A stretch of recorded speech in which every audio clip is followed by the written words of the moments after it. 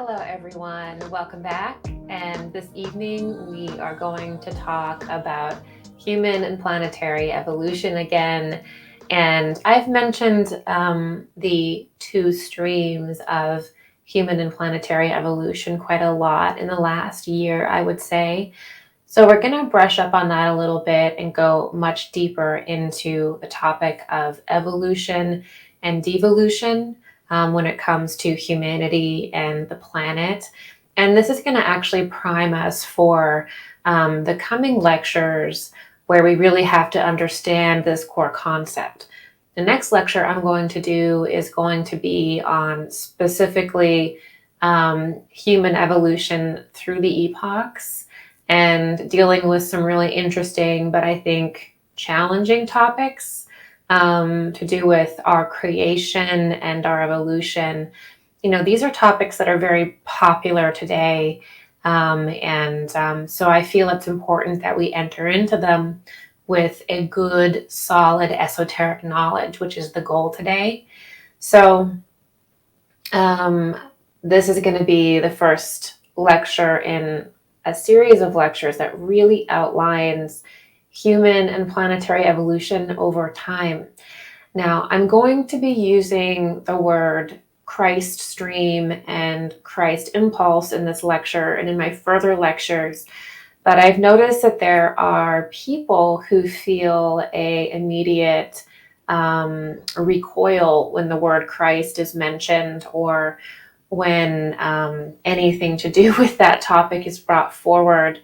And I want to say that in esoterica, the word Christ is not simply about the man or about an individual at all. The Christ impulse and the Christ stream is actually more of a Sophianic or more of a higher concept of the idea of the solar impulse, the evolutionary impulse in mankind over a long period of time. Now, there was a master that was named Jesus that took on that Christ impulse. That's a very real thing, but that's not the end of the conversation or the beginning of the conversation. The Christ impulse has been the evolutionary impulse on the planet since its inception. And it always will be the evolutionary impulse on the planet. And it has been the impulse that has inspired every single spiritual master to become what they are. And it is what inspires us to be what we should be, our highest self, whether we realize it or not. And so one of the keys to understanding human and planetary evolution is understanding that there is a Christ impulse or a Christ stream, if you will, and that is the evolutionary force in the cosmos. It is the catalyzing force. It is the force that we take on that allows us to transform ourselves and to connect to higher worlds and connect directly with the Logos or the Sun. Okay, so this is something that's beyond the sort of messy and quite frankly disgusting concepts around Christ that exist in the dogmatic religions. This is not what I'm talking about. I'm not talking about the dogmatic interpretations of Christ, which quite frankly often have nothing left or nothing to do with the Christ teachings, even Christ as an individuality. I'm talking about a much, much, much larger concept. I'm talking about the cosmic Christ. I'm talking about the Christ impulse in the cosmos, which is the evolutionary impulse, which is the key to really every esoteric tradition.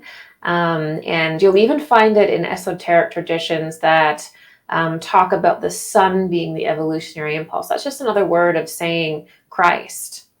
So the reason why I do use this language is because as a teacher, I want to make sure that I'm using language that you can go and research and that you can find information on. So you can research this outside of me. So this is why I use certain language instead of making up something that's more comfortable. I use a specific language because I want everybody as a student to be able to specifically look up these words and terms, especially in the Western esoteric tradition, to be able to do your own research and have my work be able to link into larger bodies of work that allow for a much deeper study for anybody who is following me, right? Okay, so our focus today is on planetary transformation and planetary evolution and human evolution. And the first concept that is very challenging to understand for a lot of us is that the planet is not solid. Okay, the planet is not material. It's not really. And this, I think, drives, it can kind of drive us a little crazy because all we know as individuals is a material world or a 3D world. And so the idea that the planetary sphere that we're living on could have existed in another condition and is in fact shifting into another condition, a higher condition, a more astral condition, it's kind of crazy. So when we start dealing with these long periods of time, something crazy starts to happen where we actually are looking at the planet as more of an upside down bell curve. And time actually is sort of more of an upside down bell curve. Because the further you go back in time, the more the planet is in a different condition and a different density. And the more you go further in time, the planet starts to shift into a different density. And even as we're going to see in the case of this lecture, it can actually split into two different planetary spheres that are fundamentally made up of the same substance. They're both made up of the Earth, but now they're two different planetary bodies because they're embodying two different evolutionary streams that existed side by side on the planet. And so once we actually zoom out and we start looking at planetary evolution in the billions of years and long periods of time, life is different. Humanity is different. The world is different. And we're looking at the sphere, the planetary body, actually shifting in and out of matter. So it's falling into matter and then it's rising out of it. Now, in the Eastern tradition, this is seen as the in-breath and out-breath, and it's known as the different ages. So typically in the Golden Age, we are rising into more of an astral form. We are closer to spirit. We can feel spirit all around us. It's a lot harder to say, the soul doesn't exist. Higher beings don't exist. Because our condition, as the planet goes into a higher plane, is such that it's very obvious to us. Now, when we sink down into a Kali Yuga or an Iron Age, then we sink into intense separation. And suddenly, the spiritual world, there's a veil between us and the spiritual plane. And it's a lot harder for us to sense objectively the spiritual world. And so we go through these phases of really the spiritual world and interdimensionality and the life of the planet being very obvious to us. And then we go into this period of forgetting. And we can observe this when we look at the long life cycle of the planetary sphere. Now, of course, the Eastern traditions especially understood this, and they had ways of calculating these long periods of time and the shifting of the Earth's density. That's also in the Western tradition as well, though it's very obvious in the Eastern tradition. They used to actually have to use euphemisms because of the long periods of time. It was hard to even record. But they were recording changes in the planetary sphere's condition with time. And so the planet, the world that we live on, including our physical body, right? Because our physical body is an extension of the planet. It is the planet personified. It's not solid. We're not solid. And over a long period of time, which for human beings it would be many different lives, we shift in form. We become a lighter form, just as we fell in density. Okay? So materiality is a phase that the Earth goes through. And we have to kind of grasp that.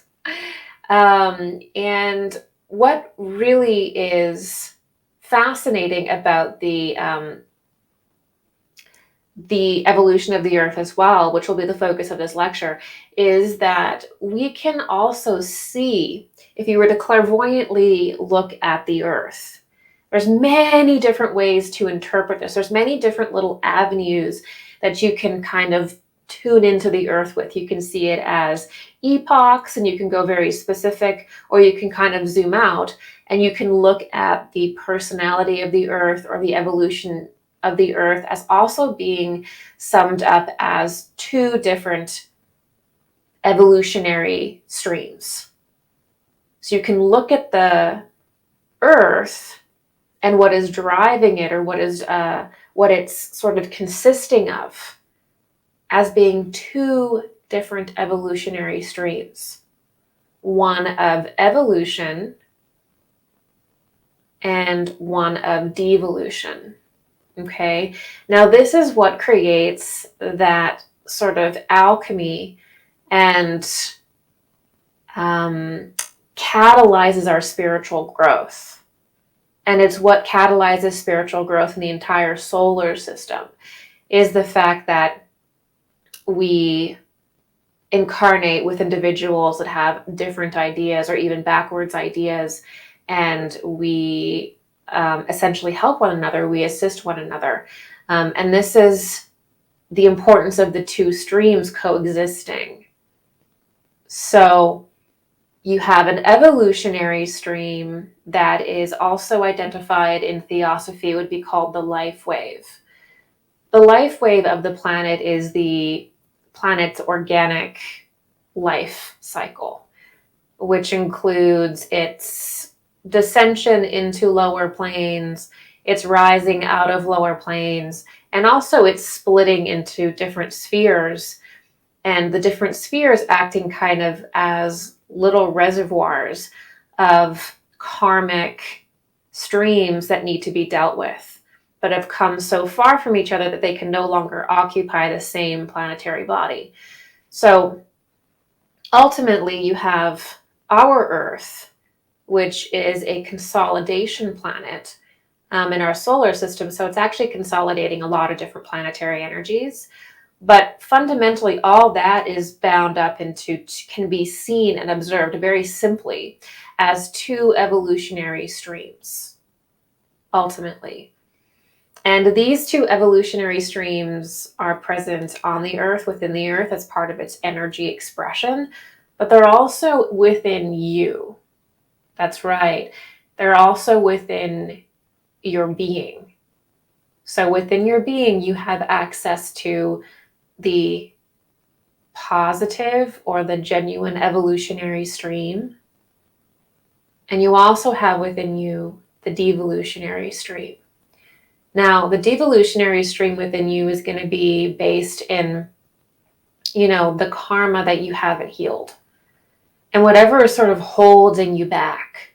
And we talked about this very closely for about 20 minutes in the last lecture about when you become traumatized, you basically contain the past and you cannot be in the present moment. And on a soul level, that means you often cannot tell what epoch you're in, because you experience that trauma and then suddenly it's like, for you, time stops and all of your inner focus goes into kind of a panic about how you can right this wrong within you. And so we all get kind of trapped in the past and trapped in time. And in a larger sense, this happens when we cannot understand the epoch that we're in. We don't understand the theme of the epoch that we're in. We don't understand the phase of development that we're in, which is, ever since the incarnation of Christ, is a spiritualization impulse that we have to align with and learn and understand. And also, with every epoch that humanity exists, humanity gains certain spiritual organs and even different physical organs. In the Atlantean epoch, we saw the gender split, and obviously we saw certain organs appear there. In the Lemurian epoch, there were also certain organs and things that physicalized that did not exist in the Hyperborean epoch. So with every epoch, there is also an adaptation that happens, an evolution that happens to the human being, to the planet. And so it's very important that we can see exactly where we are in time and exactly where we are in planetary evolution and what the epoch is and what it represents, because there's going to be this aspect within us that's ruled by fear and that's ruled by pain, that has an overall effect of pulling us backwards and pulling us into the past. This is also seen in past life regression, when people have these past lives that creep into their regular life, this life, and wreak havoc on their mind. And it's not even anything that happened in this life. It's like from like the 1500s or something, and yet your soul is still reaching backwards because we haven't healed ourselves. And so there is this phenomenon in human and planetary development where if something is not healed, if something is not understood, we will be pulled backwards in time. And that actually looks like a backwards motion, right? So that's why healing and regeneration and really doing that shadow work is so important, because you really don't want all of these cords pulling you backwards into prior periods of time when we're in another phase. You're in another phase, literally in your life. You're in another body. But then also the planet has evolved as well, right? So there are two different evolutionary impulses on the planet, okay? The devolutionary impulse pulls us backwards, and it kind of has an unzipping effect. And then the evolutionary impulse is that stream or that timeline that represents us in like a higher form, a healed form. And we work with the Christ impulse, that evolutionary impulse in the cosmos, the solar impulse, to align ourselves with and attune with and heal ourselves so that we can be in line with time and with the life wave. And it's really an automatic process that occurs, that happens. It's not, you don't have to do some big giant ritual or anything like that. It's something that our brain understands and our body will begin doing simply by putting an intention to it. It will begin, right? So that's also very important to know. All right. So another way of looking at this is that you can see the evolutionary stream as being the solar stream. You can see it as being the Christ impulse, the Christ stream, and then you can see the lower impulse as being the Antichrist impulse. So the other thing about the degenerative stream or the regressive stream or the devolutionary stream is that it has become so backwards in its energy that it's a complete inversion of reality. This is what happens when we get caught in a prior evolutionary phase, or we contain too much fear in our system, is that it stops our growth, and eventually our worldview will begin to invert on itself. And this is where you get the idea of inversions in the occult, and why when people get too trapped in that devolutionary stream, they really do invert symbols. They'll have a worldview that is completely backwards.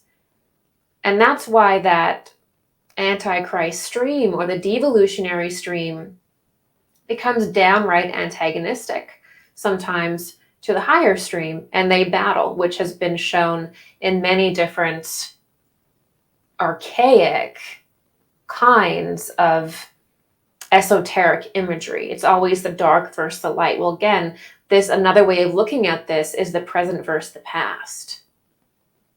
Those parts of you that haven't healed, the parts of the world that haven't healed, and the absolute deformations that take place in our character and within our being. When we don't heal ourselves, we end up inverting ourselves. So it's important to know that process that goes on within us when we do not take responsibility for our shadow. So let's look at a couple different expressions of the evolutionary path and the devolutionary path.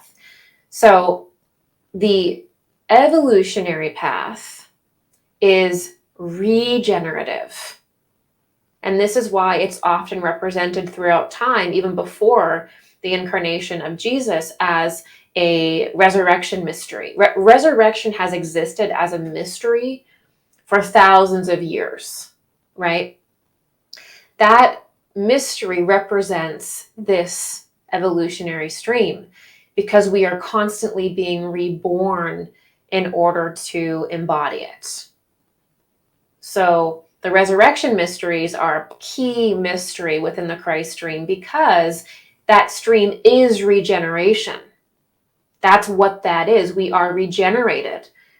We are metamorphosized in a higher and higher image of ourself again and again and again. And that's what we call evolution, human and planetary. It is metamorphosis.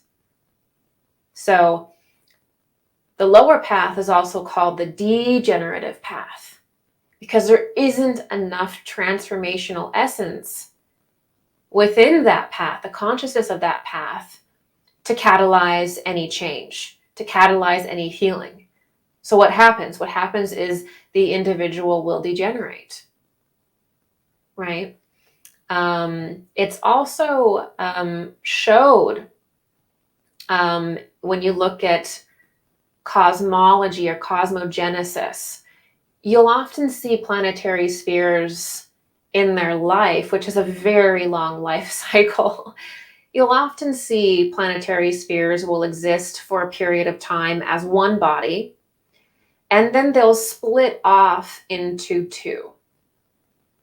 And then oftentimes there will be a reconstitution, and it sort of goes into a new form. And so our planetary sphere is not just an immaterial sphere at times. It also reconstitutes itself by, when it's in that astral form, merging with other planetary spheres. So this is why when you look at, any kind of stuff about the solar system, we have to understand that we're dealing with, a planetary, we're dealing with a solar system that is completely interconnected in every way. We're not dealing with like a planet that just stays physical and never reconstitutes itself with other planetary streams. Like, we are looking at a very specific kind of solar system and existence that is literally splitting into two, or mitosis, right? And then reconstitutions. Okay. And this is how planets will express and deal with karma. All right. By splitting into two different paths that represent the different consciousnesses that were once upon it. Okay. So splitting and reconstitution is a huge part of planetary development. And we can also see it within the human soul. So whatever is a principle with the planetary sphere is also a principle with the human soul. When we pass away, we split in two. And we have our astral and etheric body that leave and are essentially reconstituted through the death process. And then we come back together into a body. So this is something that is planetary, it is human, it is the same pattern that is repeating. Again, splits in two, just like our death process, when suddenly our physical form is separated and split into its physical components that then degenerate, and then its higher components, which go on to essentially go through a reconstitution phase. And then it reconstitutes again into a physical body in its next life. The planets do the same thing. And of course, again, with that death process, if you've seen my work on this earlier, our death process is moving through the planetary spheres, and including the sun, and back around. So when we pass away, we pass through the planetary spheres. So all of this is a key thing, a fundamental thing to understand when it comes to human evolution and planetary evolution.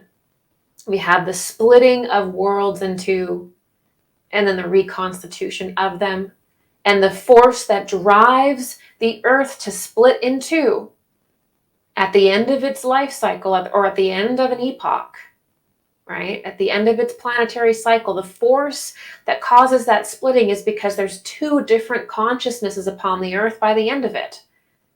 You have individuals that have used their time on the earth to serve themselves, to essentially degenerate and devolve. And they didn't understand the task at hand, and they were unable to take on the initiation of the time. And so they end up contributing a certain essence to this devolutionary stream. And then you have a consciousness that's also created that's aligned with the life wave and the Christ impulse, the evolutionary impulse. And that goes in a different direction as well. All right.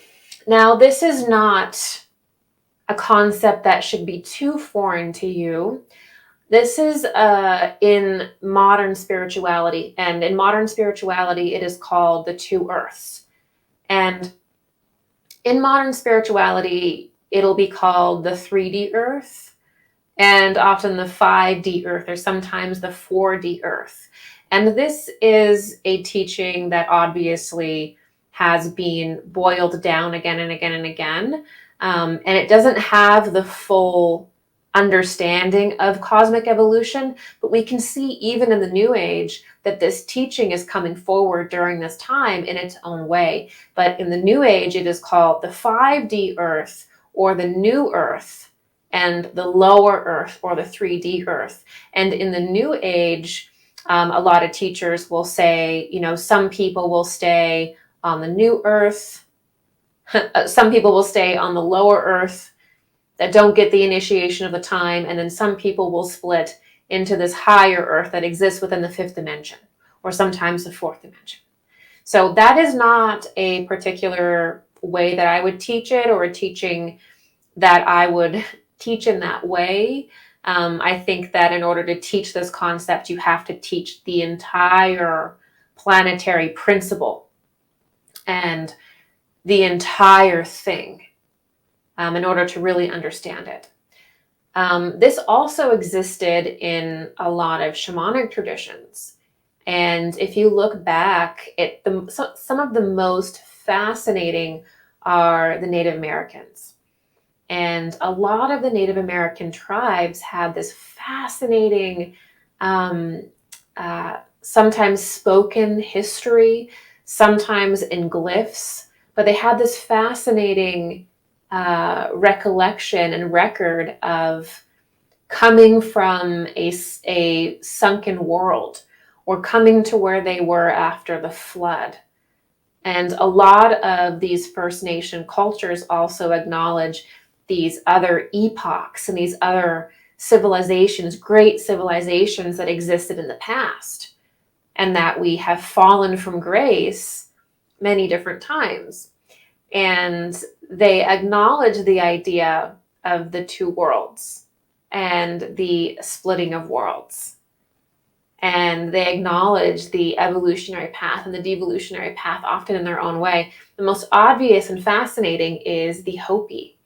And in northern Arizona, there is this petroglyph, and it's called, I believe, the Two Paths. And it perfectly illustrates this principle. It's very old, and I believe it's actually on the Hopi Reservation in northern Arizona. And it shows very clearly the two streams. It shows the evolutionary stream as maintaining and going a little bit upwards. And then it shows sort of the devolutionary stream that is staying in the lower planes. Right? So this is a principle that is a core teaching. It's a core esoteric teaching because these are forces that are affecting us every single day, right? Another way that I personally clairvoyantly see it is that the human body is made up of two channels, the Ida and the Pingala, or the moon channel and the sun channel. Now, the moon channel is sort of like a backwards force, or it's a dark force. It's not evil, okay? This is not darkness in the sense of like an evil or demonic force, but it is what is not transmuted, and it is what is unhealed. The moon represents what is unhealed, what we have not transformed. That's why so many people talk about the moon lock around the planet and not being able to get past the moon and the eighth sphere and things like this, which is associated with the space between the moon and the earth, not the moon, but between the moon and the earth. And this is because that lunar channel within us contains everything that we haven't healed. And in a sense, it kind of contains that regressive impulse as well. And then the solar channel contains the catalyzing essence that can transform what is in our lunar channel. So there is this deep and intense process of inner alchemy that goes on by the merging and the catalyzing of the forces of our solar channel and our lunar channel, our Ida and our Pingala. Okay, so this is happening inside of us. We have internalized this process and actually have spiritual channels within our being so that we can experience this polarity, right?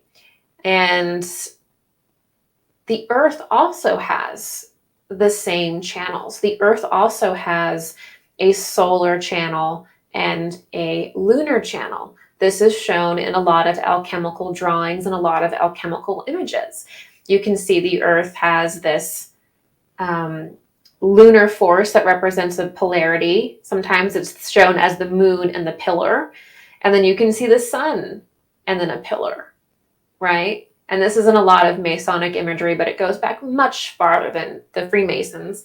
And this is just showing that the earth also has an Ida and Pingala as well. So the earth is also transforming itself, but it does so based on our collective consciousness. So our internal alchemy, what we can transform within ourselves, ultimately goes and becomes a personality in the consciousness of the earth. That's how interconnected we are. So we have this lunar and solar influence that is working upon us and is within us and is also within the earth. And it is directly connected to the devolutionary and evolutionary streams of the planet. So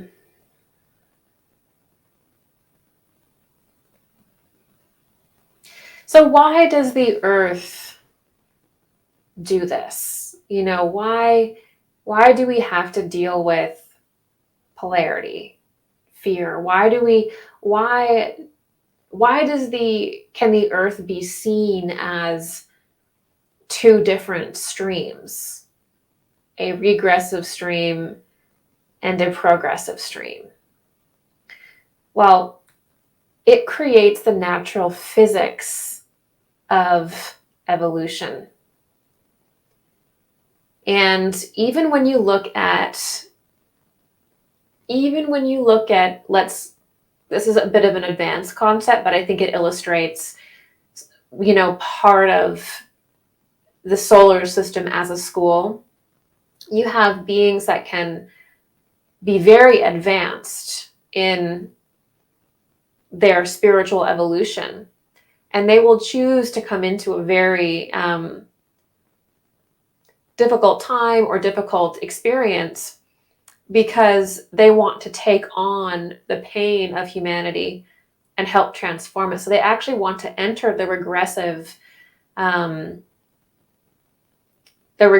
consciousness to challenge themselves and test themselves so that they can evolve, right? That's a huge part of becoming a master, is taking on the regressive impulse so deeply within you that you change it. And sometimes a master can be so powerful that they can change it for all of humanity. They can introduce a completely new impulse to humanity. This would be like the role of a Buddhi or the highest role of a bodhisattva, would be to introduce that new impulse to mankind. So there is an evolutionary purpose to this, in that it is how we evolve spiritually. And it allows us to refine ourselves. And when we go into the darkness, within the world and within our own being, it's hard and it's scary. And sometimes we can feel like we're never going to come out of it, or we're never going to return. But it's those situations that allow us to really see ourselves and look right at the parts of ourselves that we've been hiding from. And it gives us this opportunity to change. All right. So another thing that I want to mention with our discussion here on evolution is the intensity of the sun.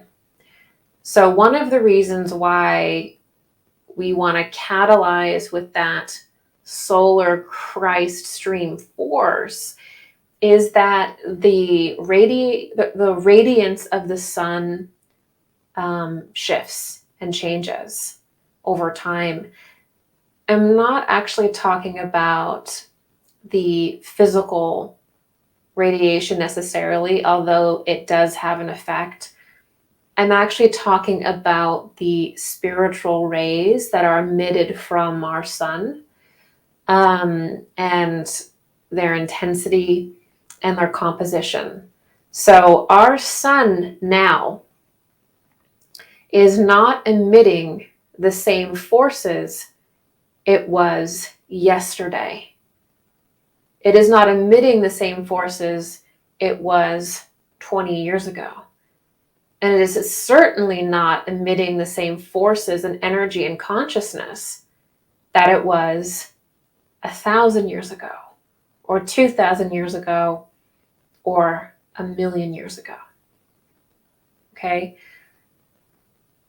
So what ends up happening is that the sun, which is also the logos, it changes and evolves over time to take on the higher forces in the universe and radiate them down upon us. And this is what allows everything to be really interconnected. And as I've mentioned in my lecture called The Sun, our sun is part of a chain of suns, a trinity of suns as well. And so there is a very sacred and very holy secret to the sun and the forces that it emits. And it does not emit the same forces day after day after day after day. And we are solar beings as much as we are earth beings. So the solar essence can be seen like the Father. This is actually the idea of the Father in esoteric Christianity. It's the Logos. It is it is the lexicon, the basic lexicon for our life. And the earth is an expression of it. And every planet in the solar system is a unique expression of the forces within the sun. In that way, every single planet represents a certain time. And if all planets were combined together, that would represent the sun in its entirety. But as the sun sinks into matter, you can basically look at the planetary spheres as being representatives of different times of the sun's development. And the earth, is actually the sun. It is the sun solidified and expressing itself in matter.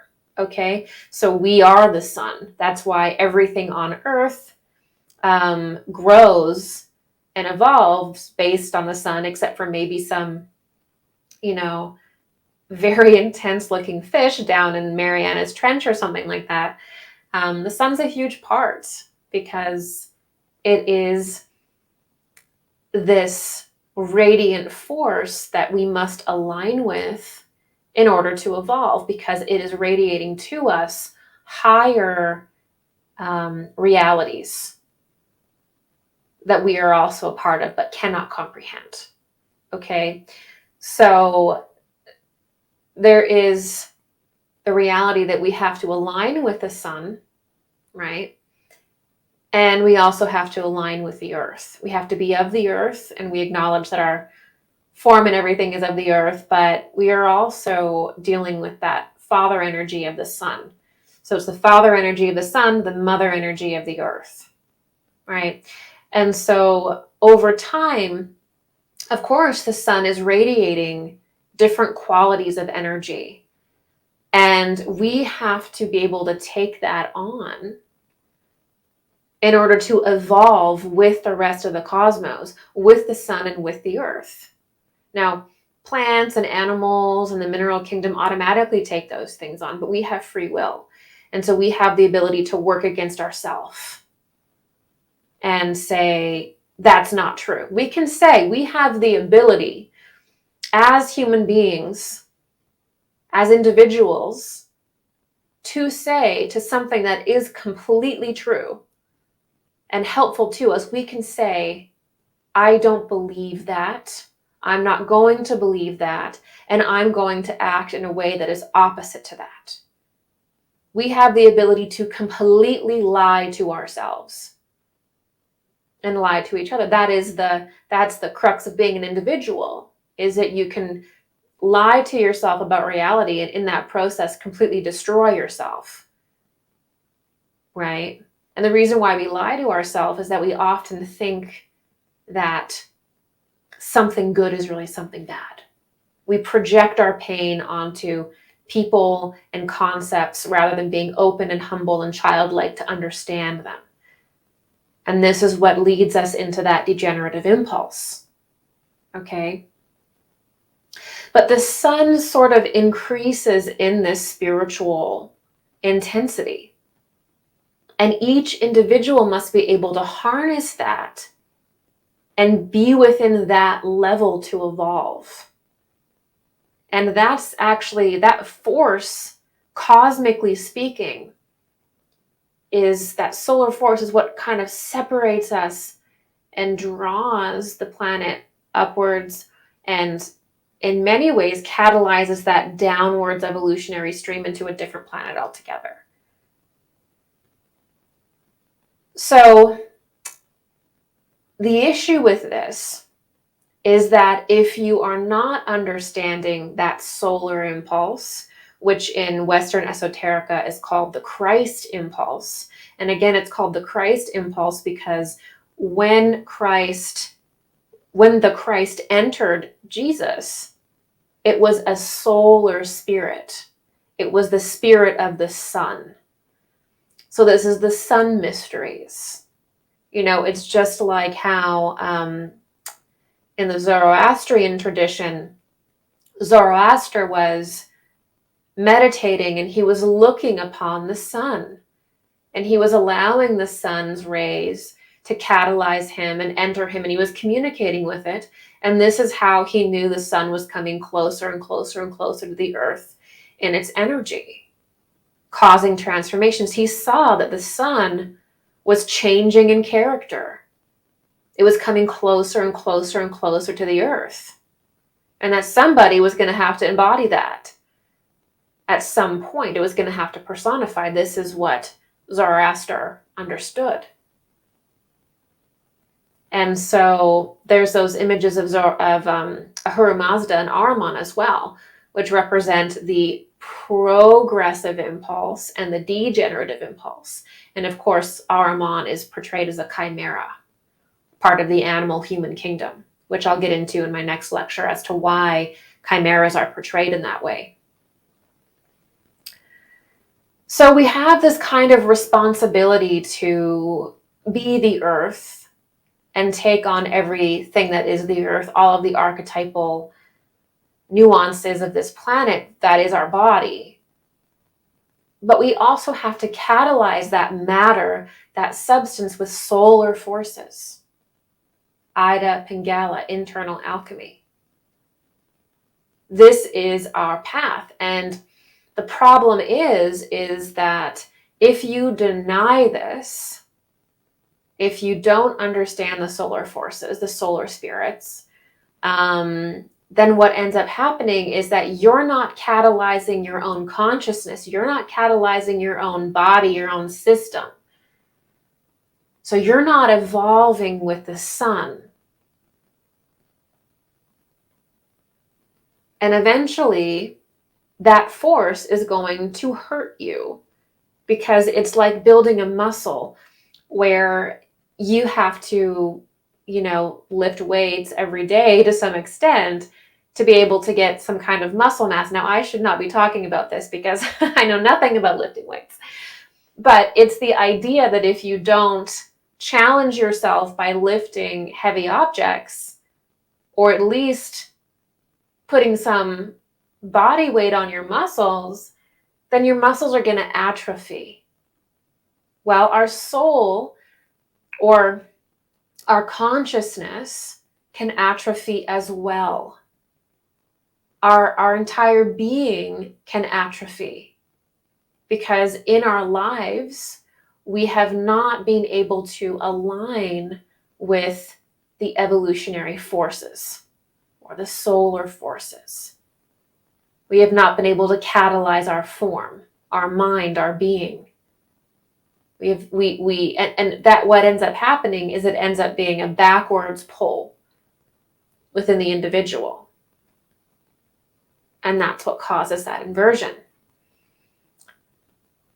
So everybody's challenge is to understand these evolutionary forces within themselves. There's many different ways that we can look at this. We can look at it as cosmic forces. You can look at them as the sun and the earth. And in this huge zoomed out way, where we see solar forces, the Christ logos, as being evolutionary. And we see the earth as being the matter that is transformed, or that needs to be transformed. It is the substance that is transformed, right? We can look at it as humans, and the human stream, and the human's role in that cosmic journey. You can look at it in an individual sense as to how this is going on within you. How are you doing in this process? You can look at it in the idea of various different spiritual masters that are within the Christ stream that have taken on these solar forces and taught them to the world, or done direct transformations to human consciousness, like Buddha and like Jesus, that worked with these forces so intensely they gave humanity something new. they did the transformation first so that we can understand it. There's many, many different ways, from the impersonal cosmic sense to the completely personal personified sense in which we can view these things, this topic.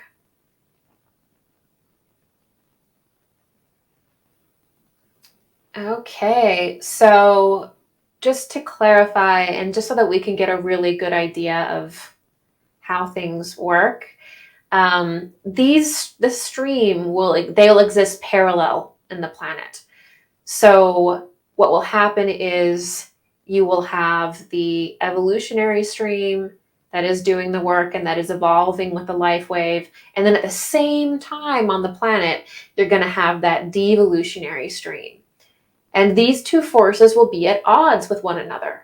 And the crazy thing is that sometimes it can be very easy to get caught up in the mindset of the devolutionary stream, because a lot of what they're using as their reasoning, their esoteric teachings, things like this, they have truth in them, right? They're using systems that existed 10,000 years ago, or they're using real systems or referencing real religious information.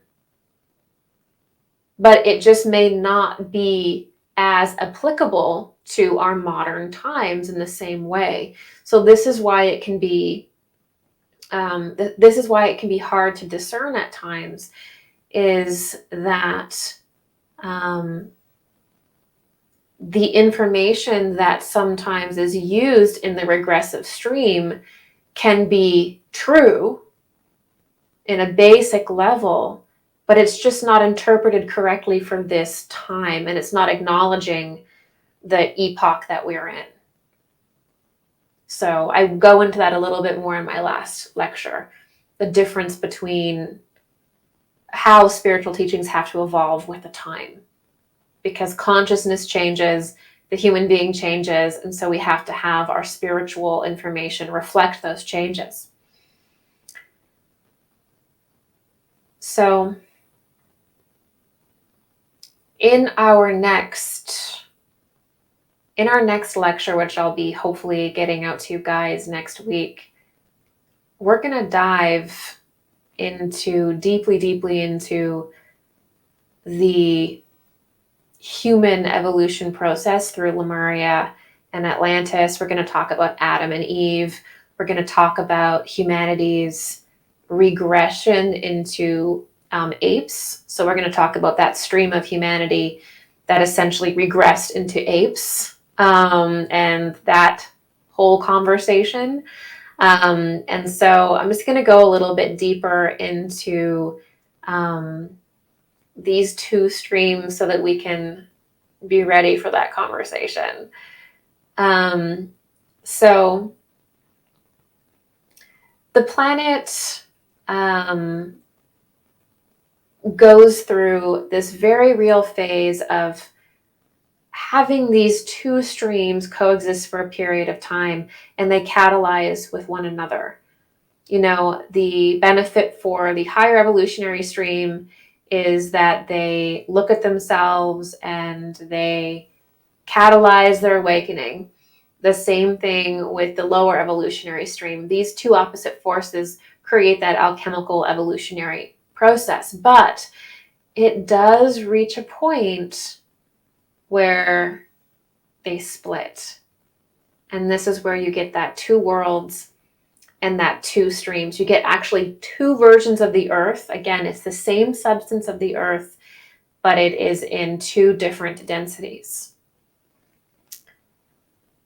And when we get into the lecture next week, we discuss what kind of human forms are in these different densities, or how when they reconstitute, you get a different human stream, if you will.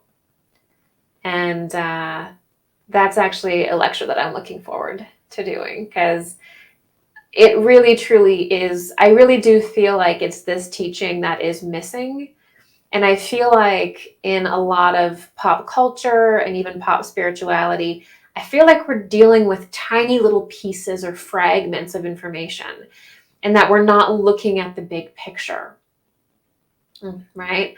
So it's sort of like we pay attention to the planet and human development when it is in its obvious material phase, because that's the phase that we're in, that we understand.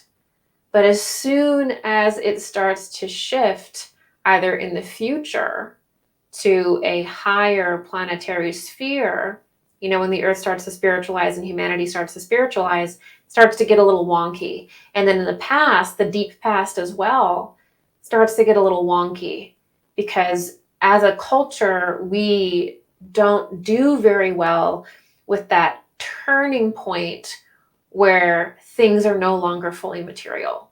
We don't know how to deal with that kind of existence. We don't know how to relate to it. And what ends up happening is we look at those times and we project the material plane onto them, and we make it so everything just exists in this material level, when that's not reality. Again, it's actually more of an upside down bell curve. So this is why spiritual education is important, why meditation is important, is because there has to be some kind of spiritual development within the individual to just simply understand their own reality, to understand the earth, to understand the earth's history. It is absolutely ridiculous and silly to live on a planetary sphere that fundamentally dips in and out of matter, and then live on it like it's just a material plane. It doesn't make any sense, because it's not true. And it changes the way that we live, because we don't understand that we have fallen into matter and what that process is. We don't understand that we will rise out of matter and what that process is. And so on either end of our experience are the two most pivotal, important things in our creation, in our metamorphosis and existence. And it's like, as a society, we're losing our ability to understand and relate to that, which is why I went so into detail about the materialist mindset and materialism, because that materialist mindset forces everything to be within its paradigms, even things that are clearly beyond and perhaps existing more simultaneously and not fully materialized. So why this is really important, why this conversation is so important, is that if we think that this planet is just physical, and even if we just think this planet is one stream of consciousness, it's just the collective consciousness of the earth, we will eventually be misled.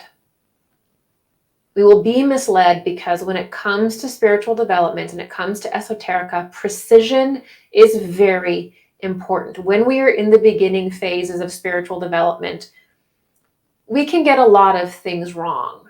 We can be imprecise because we don't actually have enough development within us to have that really matter. We're just at the very beginning of our journey, and all of these details just seem overwhelming.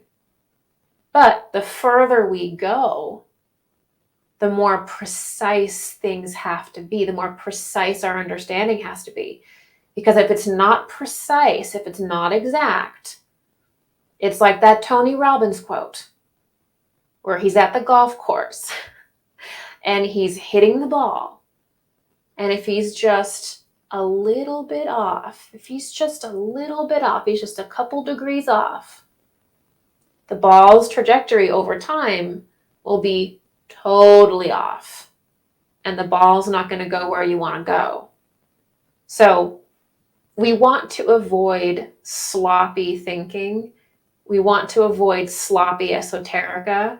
It's okay for things to be imprecise in the beginning, because honestly, if you're just getting into this material, you probably won't even notice certain nuances that you will after you've been in it for 10 years, right? Because we have to build up our understanding of these themes. We have to have experiences with these kinds of themes, and then we gradually climb up, right? But we do have to be very exact about these dynamics. And one of the biggest trends now is to use spirituality as a complete vacation and to spiritually bypass, which means completely and totally avoiding any spiritual material that is challenging.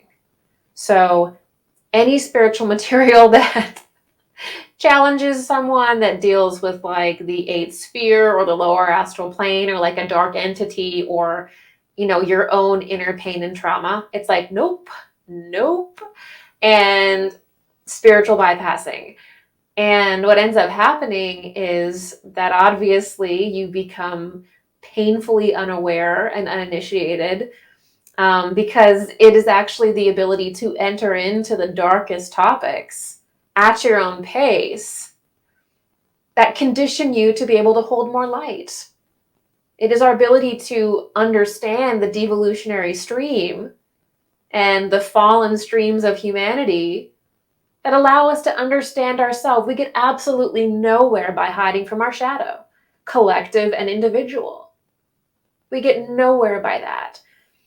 And it's even worse if you convince yourself that you're an extremely spiritual person, and then there's that ego block where you can't be a spiritual person if you are afraid of your shadow. The definition of somebody who is spiritual is somebody who can look at the darkest topic and see it in all of its nuance, all of its effects, everything that it is, and to see that in an intellectual way, to see that in a way where it does not overtake them, and they're able to break it up piece by piece and understand it, and it doesn't threaten your existence.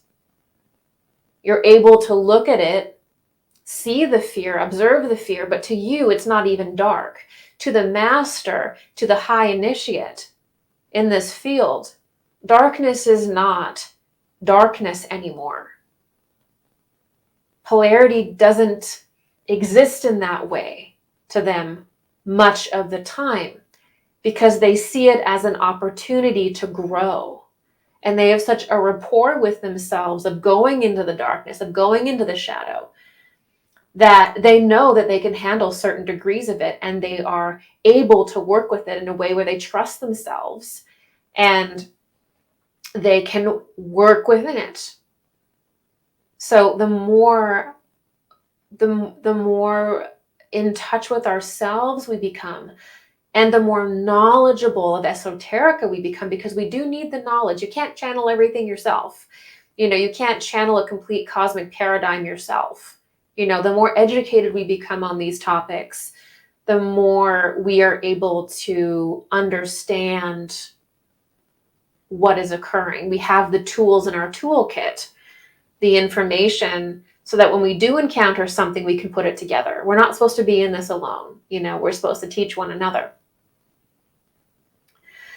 So we're at a very high risk in society where, spirituality has become something that we take on as entertainment. A lot of people want spiritual teachings to be like a movie or a TV show, and let's be honest, they want to be entertained. And I think a good teacher will be able to do that to a degree. But when it starts to become something where everything centers around just wanting to fulfill people's lower urges to be entertained or to be told what they want to hear, that starts to get into very weird territory. And so we have to understand that there is a devolutionary stream of humanity and talk about it with the same respect and understanding as the evolutionary stream. Because I'll tell you what, the reality is not that everybody just ascends into the higher earth together. We just join hands with our neighbors one day and just look up into the sky and pow, pow, pow. We're just shooting up into the sky and there's the new earth. Like, these things are extremely wildly popular. And it completely avoids discussing the lower timeline of humanity, or the degenerative evolutionary stream of humanity. It's like it doesn't exist. And what happens if we think the shadow doesn't exist? It begins to control you. It begins to blind you. It begins to take over. Why? Because you refuse to look at its creeping presence in your life.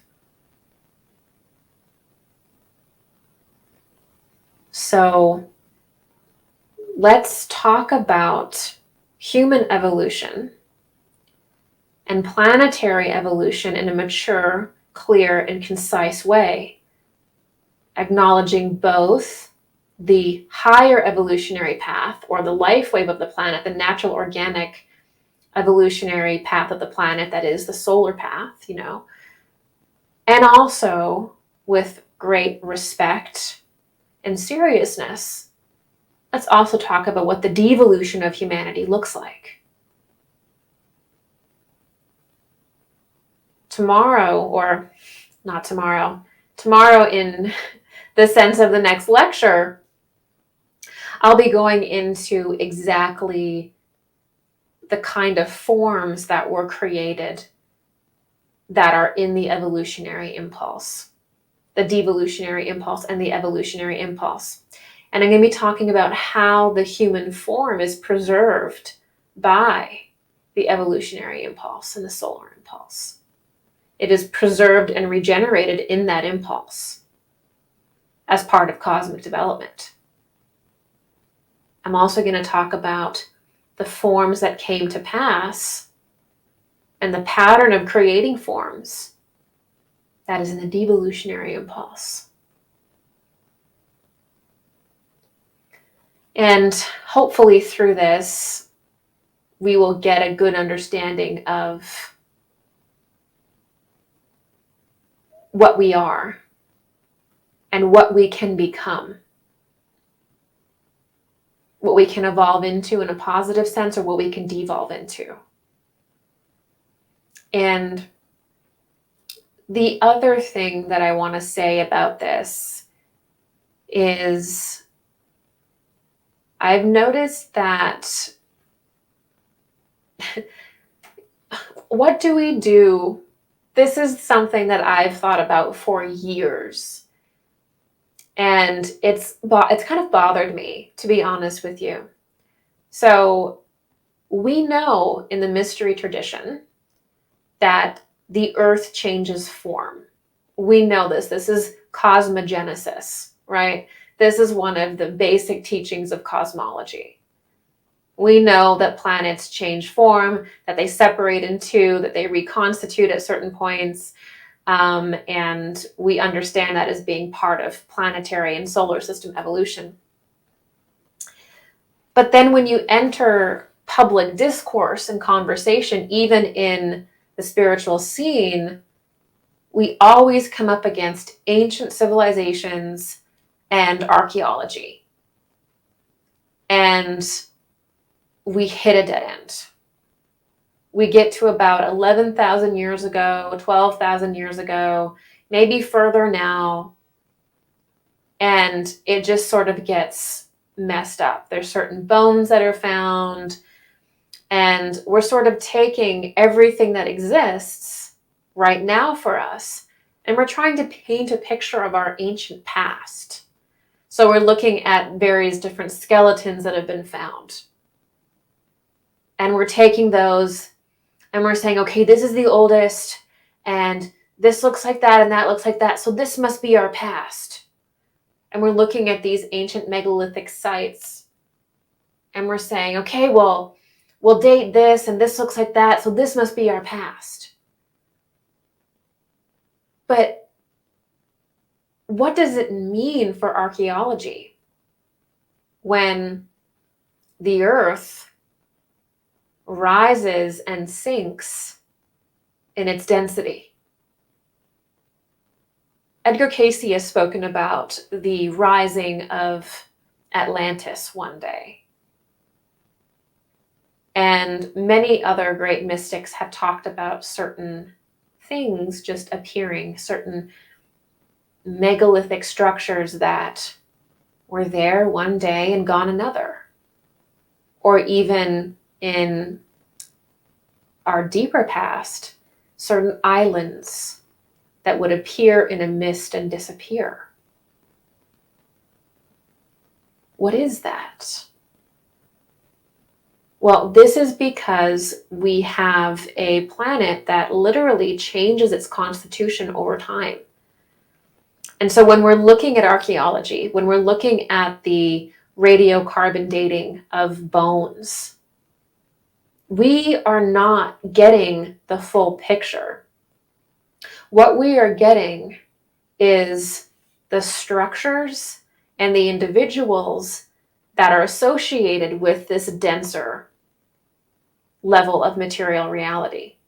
There are other structures that existed on the earth and individuals that existed on the earth that their form did not, it has disappeared. But it is just as much as part of the earth's history as what is physicalized here. So in other words, what I'm trying to say is that the fragments that we have do not represent the story of our past. They do not represent our deep history because a large portion of that was literally in a slightly higher density, a slightly higher plane. This is why people have such a hard time understanding Atlantis, and certainly with Lemuria. A lot of the Lemurian and Atlantean civilizations were at the absolute very, very end of that epoch and represent that society, those cultures, really more in the Dark Age, actually. So we also have to begin to change our understanding of archaeology and, anthropology as well, because you're getting some bodies that are being dug up. Some forms are, some structures are, but there's a lot more there that just didn't stick because it was in a slightly higher density. And all of that, those forms, those structures are just as real and just as important and just as much as the key of humanity's past and future as what has just happened recently when the earth materialized. So when we don't understand that the earth is immaterial at times, and it is the earth, it is the exact same planet we're on now, it's just in a little bit of a different density. When we don't understand this tradition, which by the way, pretty much every culture has talked about in its own way, we cannot honestly look at archaeology. We cannot honestly look at anthropology because we are just seeing fragments.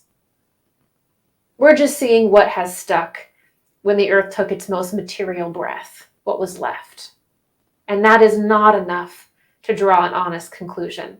And we will find this moving forward in the future because there will be people that want to take the remnants and convince you of certain things based on them.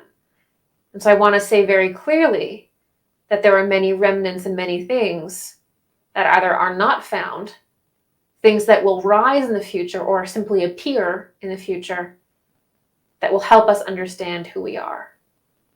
But we cannot build our past and our understanding of the world on fragments from a very small portion of the Earth's history that we can simply access due to it being in a more parallel condition.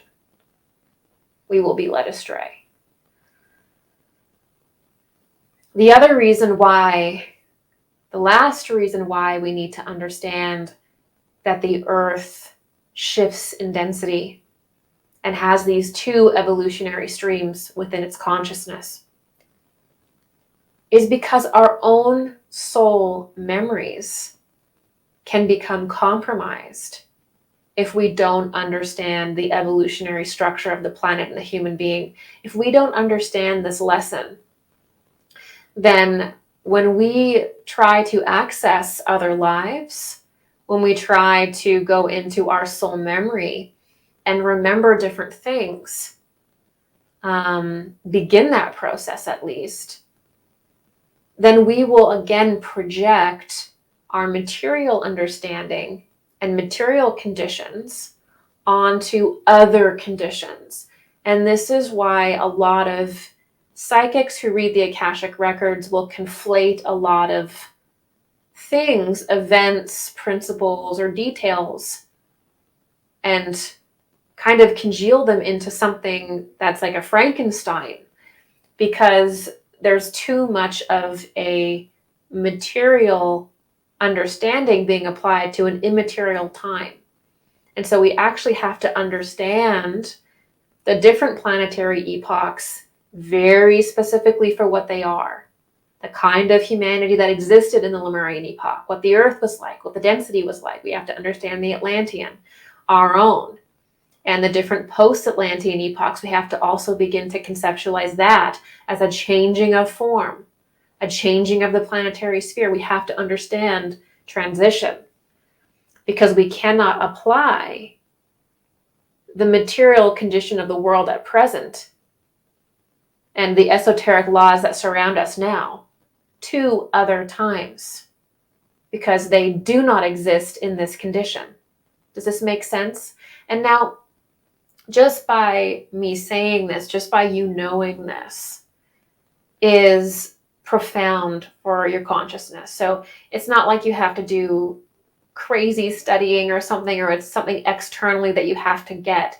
It's just when you hear this and you feel like it's sunken in, it will create its own mechanism within you. So just by hearing this, and just by doing some study on it, it will begin to work upon you. And you'll begin to think in these ways. It's not something that you have to learn through like school book learning, right? How esoteric learning works is that you familiarize yourself with certain concepts, and those concepts work upon you. They become like a certain technology within your being. Especially if they're true.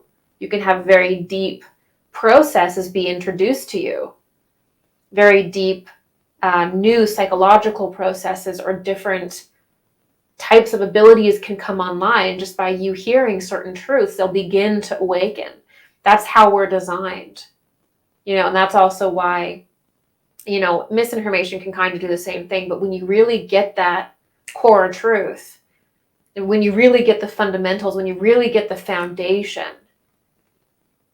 it's something that just clicks in with your being.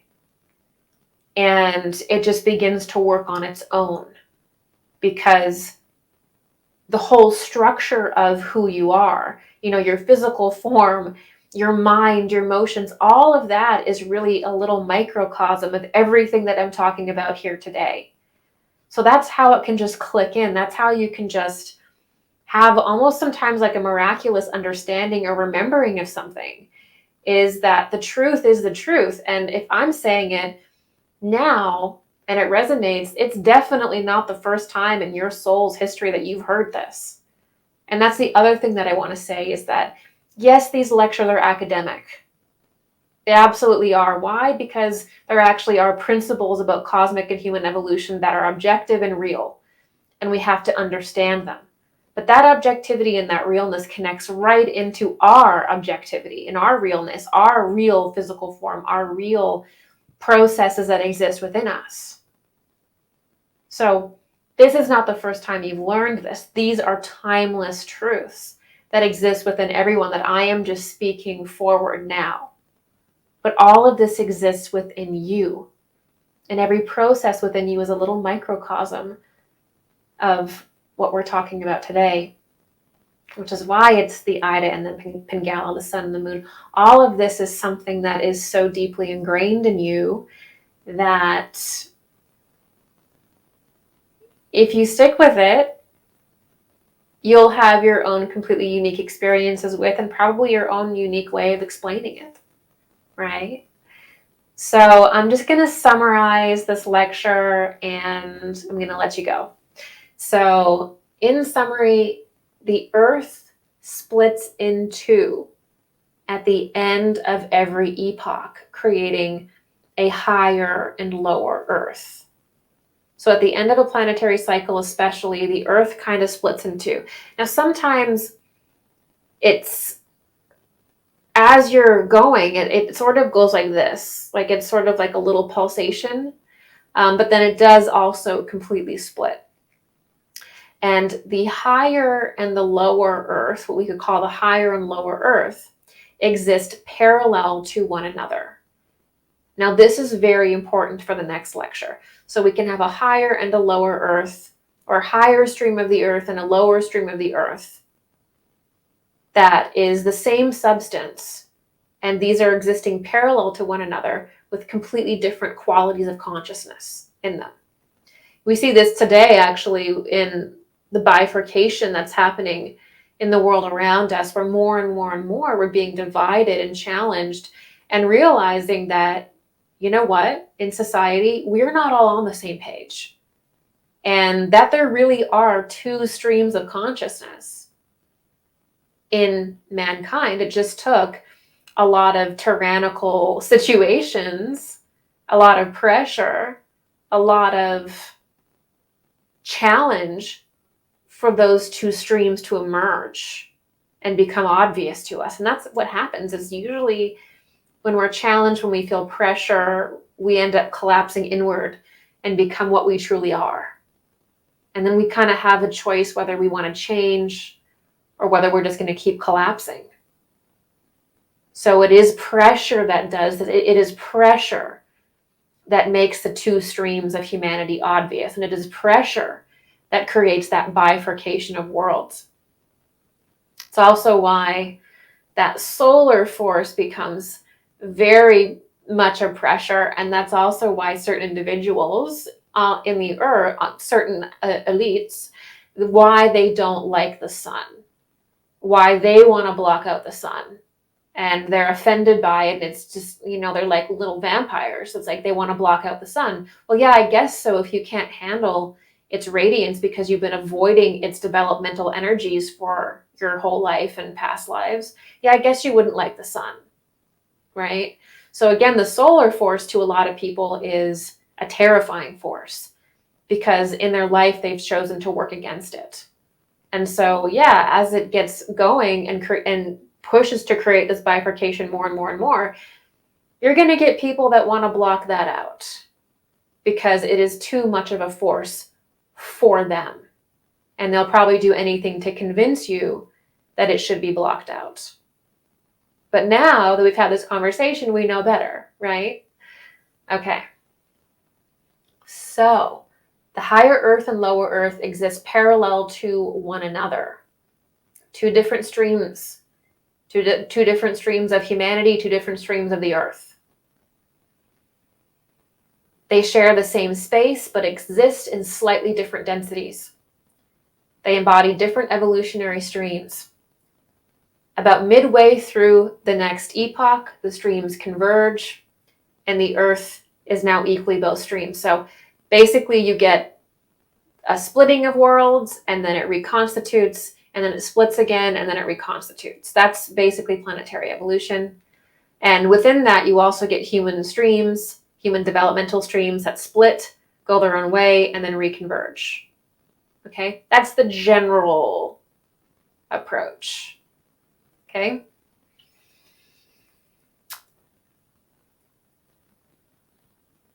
So on the material plane, or when the planetary sphere reaches its most material incarnation, that's where you get these higher and lower streams that are parallel and very intensely compressing into one another. And then as the planet rises, again, they start to separate out. The pattern repeats, and this is evolution. So the Earth is not one material form, but rather an alchemy of these two streams. These two streams exist within us and pull at our soul. So this conversation, again, is a setup to understand the different evolutionary human streams, because, you know, there's a lot of teachings in the New Age and with ancient aliens and very, very common teachers that basically only acknowledge one evolutionary stream. And this idea of the world being influenced by fundamentally two different streams, but also different planetary streams at different times in specific ways, is not really taught or grasped. Right now, humanity is being taught fundamentally one of these streams, the devolutionary stream. And not a lot is understood about the higher one, the stream of preservation, and the higher human stream. It's not known. Nobody talks about it. And so we're going to get into that in the next lecture. Thank you so much, everybody, for joining me today. It has been my absolute pleasure to connect with you this evening. Don't forget to like, share, subscribe, comment. You know the deal. If you like this lecture, do check out my private website where I do live Q&As. There's forums of like-minded people to chat with and connect with on this topic and every esoteric topic or social issue you can imagine. And it's a really great community, really great people. And I also have a donation button on my page as well. If you would like to donate, I'll leave all those links below. And as always, all my love your way, and I will see you in our next stream.